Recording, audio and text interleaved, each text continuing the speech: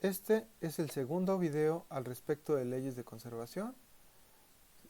El tema principal que se aborda es el teorema de transporte de Reynolds, pero en el camino se encuentra una interpretación geométrica del gradiente de la velocidad.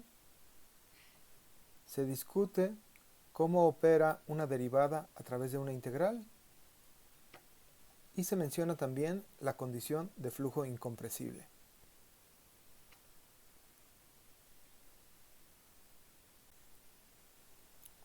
Comencemos esta vez con una pregunta.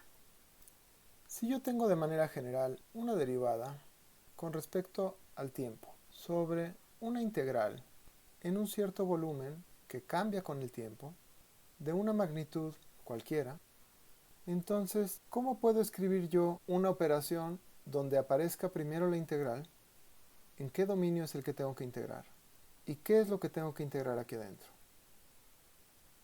Para poder responder esta pregunta, desarrollemos un poquito una integral de este tipo que ya sabemos cuál es su resultado. Tenemos la integral de la densidad sobre un volumen que se mueve junto con el cuerpo que se deforma y sabemos que esa integral vale 0. Observamos que esta expresión vale 0 para cualquier tiempo. Ahora hagamos un cambio de variables que contempla esta posibilidad de que tengamos un tiempo diferente de 0. La derivada temporal la dejamos tal cual y vamos a integrar sobre las coordenadas mayúsculas. Aquí escribo de manera explícita que la coordenada minúscula, la coordenada correspondiente a la configuración deformada, queda expresada como una función de las coordenadas de la configuración de referencia. Y nuestra diferencial de volumen en la configuración deformada, sabemos que la podemos escribir como el jacobiano por la diferencial de volumen en la configuración de referencia. Entonces repito, este cambio de variables aplica para cualquier tiempo, no solamente para t igual a 0, y digo esto porque la configuración de referencia tiene esta propiedad especial de que en el tiempo igual a 0 coincide con la configuración deformada. Pero la configuración de referencia yo la puedo pensar en cualquier tiempo a través de esta función que es el mapeo.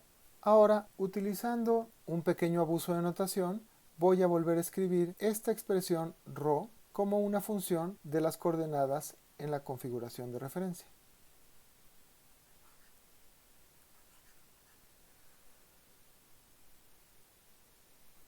Luego, utilizo el hecho de que la región donde yo estoy integrando no se está moviendo, está fija esta b mayúscula.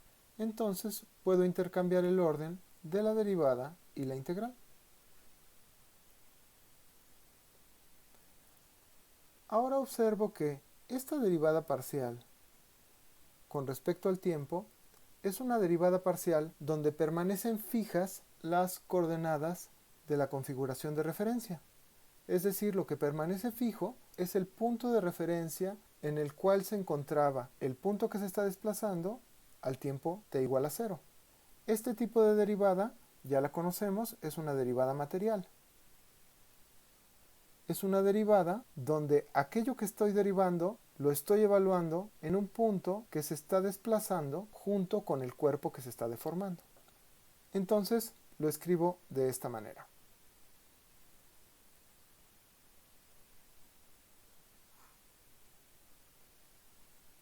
Ahora aplico el cambio de coordenadas, pero en dirección contraria.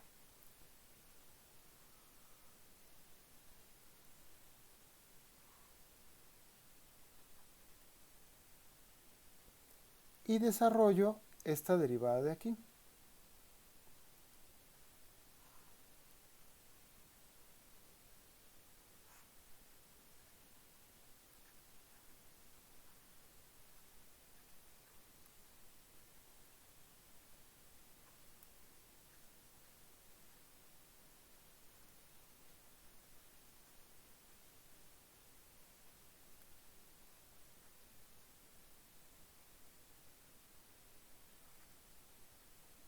Luego, este factor que aparece aquí, aparece también en la ecuación de continuidad. Entonces utilizo esta ecuación para sustituir aquí.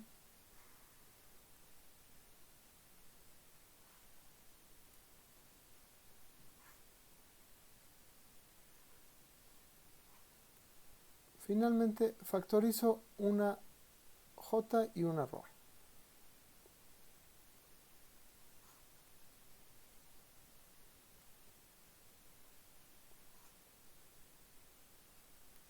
Luego recuerdo que esta expresión que está acá viene desde hasta arriba de una expresión que sabemos que es igual a 0. Bajo el mismo argumento que se usó en el video anterior, observo que este 0 es independiente del volumen que se desplaza junto con el cuerpo que yo haya escogido. Entonces, para que eso se cumpla, lo que está dentro debe de ser 0. En general, la ρ no va a ser 0. Lo que va a ser 0 va a ser este paréntesis que está acá. Lo escribo de nuevo.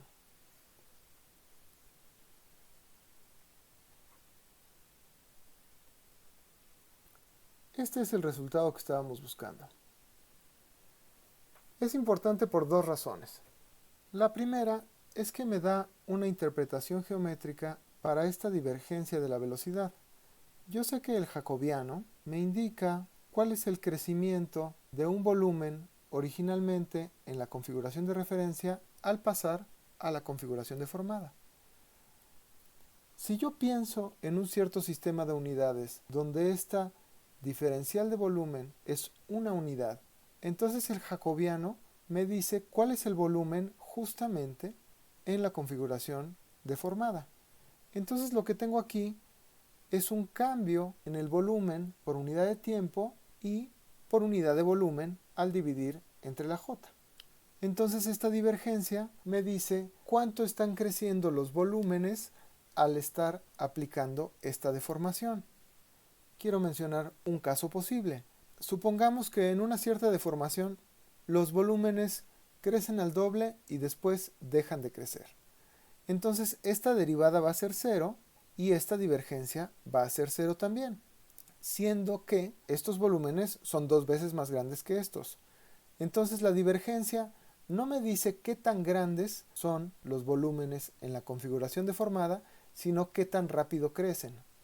Si esta derivada es positiva, pues tendré una divergencia positiva y yo veré volúmenes que crecen con respecto al tiempo, y si la derivada es negativa, yo veré divergencia negativa y tendré volúmenes que se hacen más pequeños cada vez con respecto al tiempo. Aprovecho este punto para recordar una expresión de la ecuación de continuidad.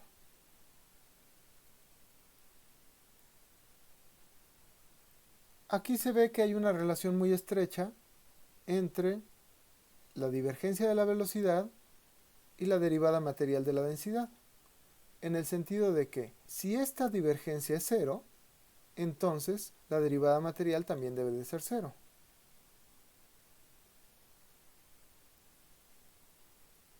Es decir, si los volúmenes no se están haciendo ni chicos ni grandes, sino que están conservándose, la densidad sobre cada uno de esos volúmenes no cambia.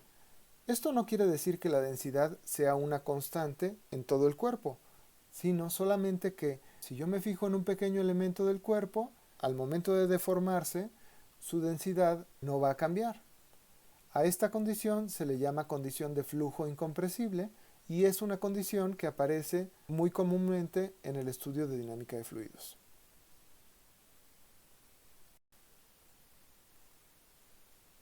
La segunda razón por la cual es importante este resultado es que me va a permitir calcular la integral que se había planteado al principio de este video.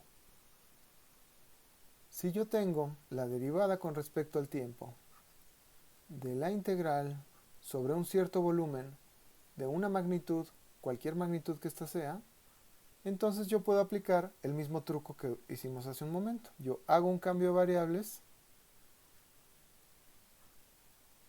tengo mi integración en la configuración de referencia, aun cuando el tiempo sea diferente de 0, intercambio el orden en el que se aplican la derivada y la integral, tomando en cuenta que la derivada que me queda aquí es una derivada parcial donde lo que se queda fijo son las coordenadas en la configuración de referencia. Aplico mi cambio de variables de regreso. Desarrollo esta derivada.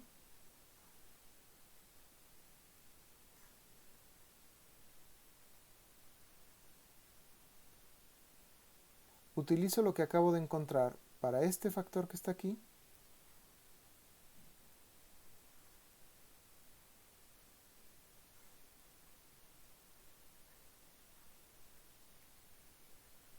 Cancelo las jotas y desarrollo esta derivada material que tengo acá.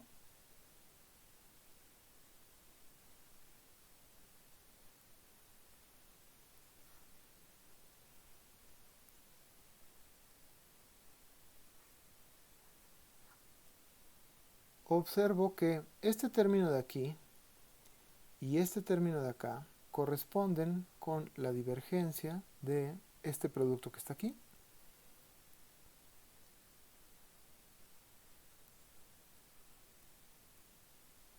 Y para dar una interpretación geométrica un poquito más clara, aplico el teorema de la divergencia de reversa aquí.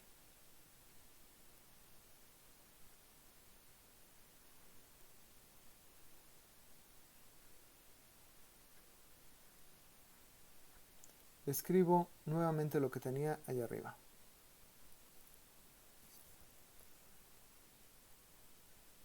Esta es una expresión que me permite conocer cómo opera una derivada temporal con respecto a una integral sobre un volumen que se está desplazando con respecto al tiempo. Y lo que tengo es, digamos de manera coloquial, esta derivada se mete a la integral y aparece un término adicional que opera sobre la frontera de este volumen. Esto no es del todo extraño. Si uno recuerda cómo opera la integración para funciones de una sola variable, aparece algo muy semejante. Aparece también un término donde la derivada está aplicada dentro de la integral y unos términos que tienen que ver con cómo se está desplazando los extremos del intervalo de integración. Esto, si ustedes quieren, es la velocidad del extremo del intervalo de integración. Y aquí lo que aparece es justamente la velocidad de la frontera.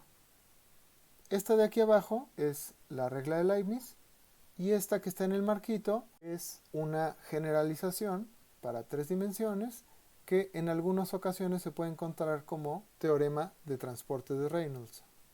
En algunos otros textos aparece este teorema de transporte de Reynolds como una expresión un poquito diferente y es solamente una expresión que utiliza este resultado para dar otro resultado muy compacto y muy elegante. Entonces lo desarrollamos rápidamente. Si yo tengo la derivada con respecto a t de una función que es el producto de la densidad con cualquier otra cosa, entonces por lo que acabamos de ver, esto se puede escribir como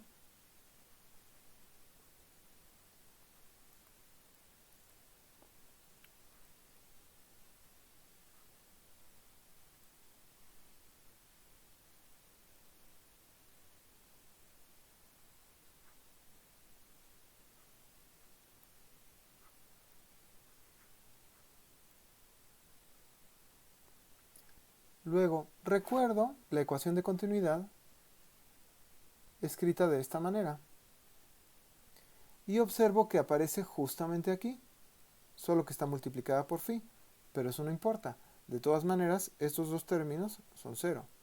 Y agrupo los términos que me quedan factorizando una ρ. Observo que esto que queda aquí en el paréntesis es justamente la definición de la derivada material. Entonces reescribo